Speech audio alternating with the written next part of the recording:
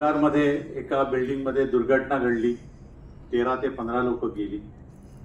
अफगाणिस्तानमध्ये झालेल्या भूकंपात अनेक लोक गेली. गोविंद आणि गणेशोत्सवात सुद्धा काही आपले भाविक आपल्याला सोडून गेलेले आहेत. या अहवाल वर्षामध्ये आपले बरेचसे पेन्शनर्स आपल्याला सोडून गेलेले आहेत. या सर्वांची या ठिकाणी आठवण करीत असताना आपल्या लक्षात येत असेल की आपल्या अहवालामध्ये एक नाव नमूद केलेलं आहे, कॉम्रेड बी हनीफ मोहम्मद साहेब.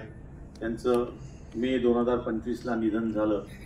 त्यांच्याबद्दल मी मेंढोन्सा साहेबांना विनंती करतो की त्यांच्याबद्दल त्यांनी 2 शब्द बोलावे.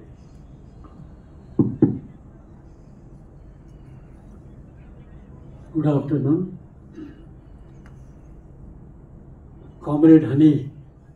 कॉम्रेड मोहम्मद हनीफ जी, मी एक मिनिट घेईन फक्त तुमचं.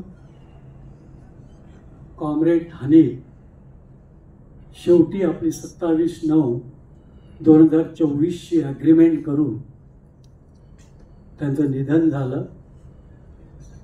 ते एप्रिलपासून सिरियस होते. आम्ही त्यांना भेटण्याचा प्रयत्न केला. अर्धवट बेशुद्धीत असायचे. त्यांच्याबद्दल बोलायचं असेल तर त्याला 1 तास तरी कमीत लागेल.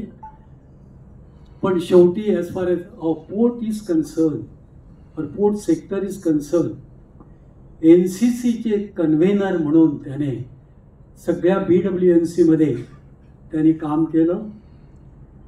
त्याचप्रमाणे ह्या पेन्शनर्स संघटनेचे म्हणजे आमच्या एकूण 12 पोर्टमध्ये 17 ऑर्गनायझेशन्स आहेत.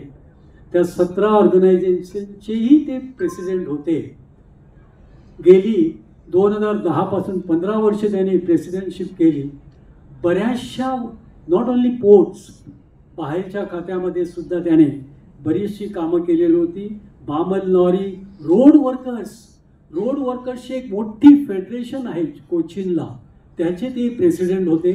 EPF employees association, Cochin shipyard वगैरे वगैरे निरनिराळ्या कंपन्यांचे त्याने एक प्रेसिडेंटशिप गाजवलेली आहे.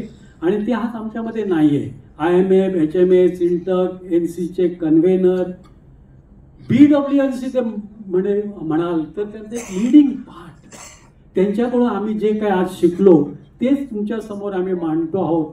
जे काय मी प्रत्यक्ष शिकलेलो असेल हनीफ साहेबांपासून, मी लगेच गहीवरून राहील. पण मी जास्त काही बोलत नाही. या माझ्या लीडरला माझी श्रद्धांजली. त्यासाठी आपण फक्त 1 मिनिट उभं राहायचं आहे शांतपणे. थँक्यू.